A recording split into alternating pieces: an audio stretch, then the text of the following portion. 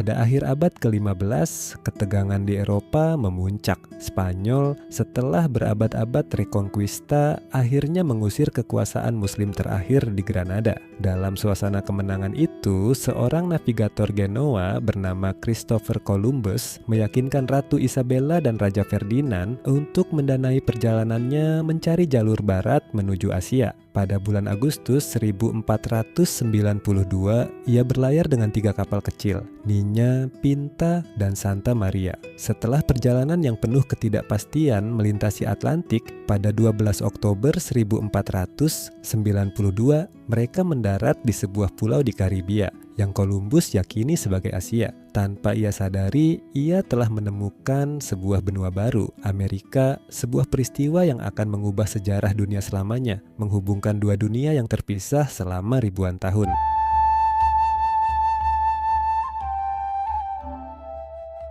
Kedatangan Columbus di Amerika memulai sebuah era yang dikenal sebagai pertukaran Columbus. Ini adalah transfer besar-besaran tanaman, hewan, budaya, populasi manusia, teknologi, dan yang paling mematikan, penyakit antara dunia lama, Eropa, Asia, Afrika, dan dunia baru, Amerika. Dari Eropa, kuda, sapi, babi, gandum, dan gula dibawa ke Amerika. Sebaliknya, jagung, kentang, tomat, coklat, dan tembakau dibawa ke Eropa. Namun, dampak paling tragis adalah penyakit seperti cacar, campak, dan flu yang dibawa oleh bangsa Eropa. Penduduk asli Amerika tidak memiliki kekebalan terhadap penyakit-penyakit ini, menyebabkan kematian massal yang menghancurkan peradaban Aztec dan Inca, serta seluruh populasi pribumi. Penemuan benua baru ini, meskipun membawa kemajuan bagi Eropa, juga menjadi awal dari genosida dan penghancuran budaya yang tak terhitung jumlahnya di Amerika.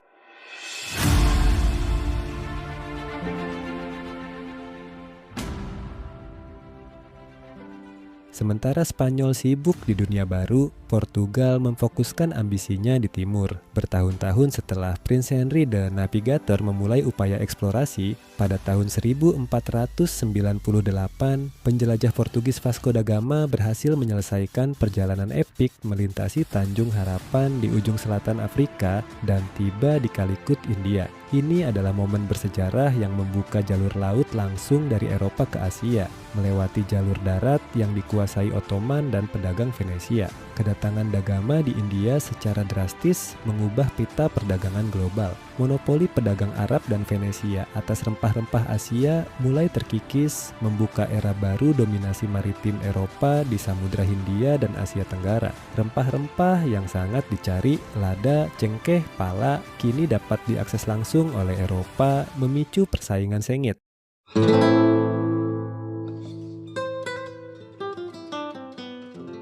Abad ke-16 menjadi saksi kebangkitan dua imperium kolonial terbesar di dunia, Spanyol dan Portugal. Spanyol dengan kekayaan emas dan perak dari tambang-tambang di Peru dan Meksiko, serta wilayah yang luas di Amerika Tengah dan Selatan, menjadi kekuatan dominan di dunia baru. Kota-kota seperti Mexico City dan Lima menjadi pusat kekuasaan dan budaya Eropa. Sementara itu, Portugal membangun jaringan pos perdagangan dan benteng strategis di sepanjang pantai Afrika, India, dan Asia Tenggara, mengendalikan jalur rempah-rempah vital. Dari Goa hingga Malaka dan dari Maluku hingga Makau, bendera Portugis berkibar. Kedua kekuatan Iberia ini secara efektif membagi dunia di antara mereka melalui perjanjian Tordesillas, mengawali era globalisasi yang didorong oleh ambisi, kekayaan, dan penaklukan.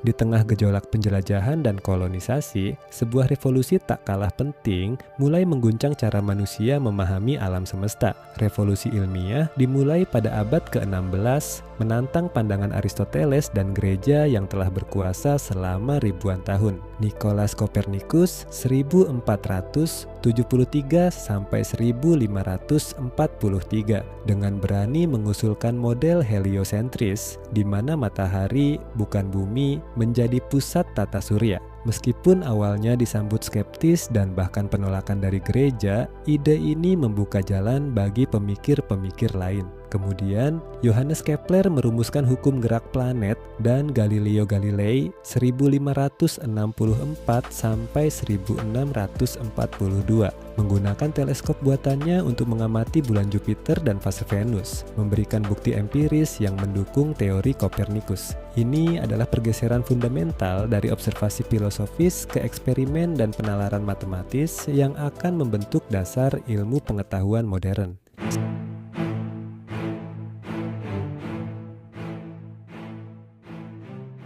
Di Eropa, tatanan spiritual dan politik juga terguncang hebat dengan munculnya reformasi Protestan pada awal abad ke-16. Pada tahun 1517, seorang biarawan Jerman bernama Martin Luther memaku 95 tesis di pintu gereja Wittenberg, memprotes penjualan indulgensi dan praktik-praktik lain yang dianggapnya korup dalam gereja Katolik Roma. Aksi ini, yang difasilitasi oleh penemuan mesin cetak, memicu perdebatan luas dan memicu perpecahan agama yang masif. Lahirlah berbagai aliran Protestan seperti Lutheranisme, Calvinisme, dan Anglikanisme. Konflik agama pun meletus di seluruh Eropa, seperti Perang 30 tahun membentuk kembali peta politik benua itu, memunculkan negara-negara berdaulat yang kuat dan meletakkan dasar bagi toleransi beragama yang baru.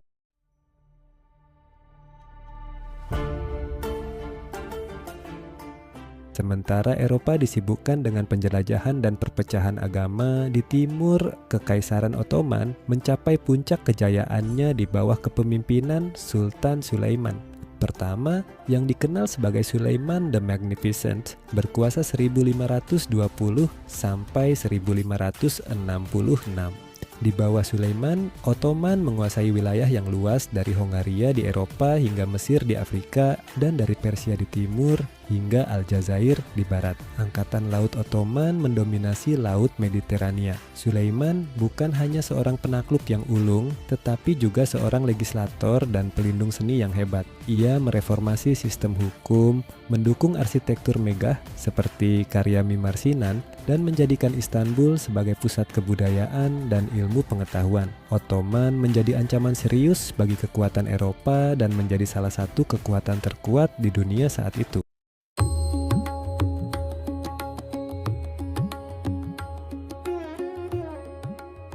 Di Asia Selatan, sebuah kekaisaran baru yang megah juga bangkit pada awal abad ke-16. Pada tahun 1526, Babur, seorang keturunan Genghis Khan dan Timur, mengalahkan Kesultanan Delhi dan mendirikan dinasti Mughal di India. Di bawah kaisar-kaisar seperti Akbar, Jahangir, dan Shah Jahan, Imperium Mughal menguasai sebagian besar anak benua India, menciptakan era kemakmuran, toleransi beragama, khususnya di bawah Akbar, dan pencapaian artistik yang luar biasa. Arsitektur megah seperti Taj Mahal, lukisan miniatur yang indah, dan sastra yang kaya berkembang pesat. Kekayaan India, terutama dari perdagangan rempah-rempah dan tekstil, menarik perhatian pedagang Eropa yang mulai membangun pos-pos perdagangan di pesisir, menandakan kontak yang semakin intens dengan dunia global.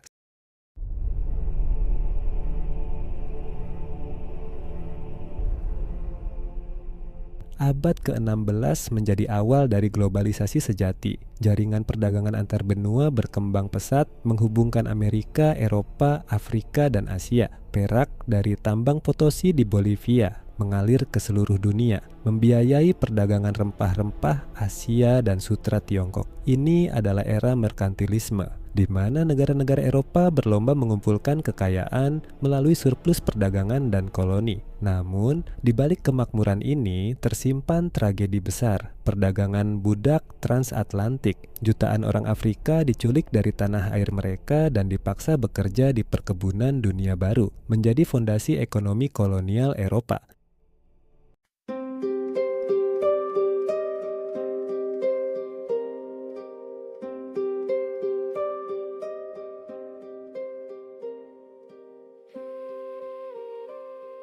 politik. Menjelang awal abad ke-17, dunia telah berubah jauh dari gambaran akhir abad ke-15. Penjelajahan telah membuka benua baru, menghubungkan peradaban secara global. Revolusi ilmiah telah menantang pandangan lama tentang alam semesta, sementara reformasi Protestan memecah belah Eropa dan melahirkan identitas agama dan politik baru. Kekaisaran-kekaisaran besar, Spanyol, Portugis, Ottoman, Mughal, Ming bersaing memperebutkan kekuasaan dan kekayaan. Perdagangan global telah menciptakan jaringan ekonomi yang rumit, tetapi juga membawa eksploitasi dan penderitaan massal. Dunia kini lebih saling terhubung dari sebelumnya, tetapi juga lebih kompleks, penuh dengan konflik, inovasi, dan pertanyaan-pertanyaan baru yang menanti jawaban di era berikutnya. Sejarah terus bergerak membentuk masa depan yang tak terduga.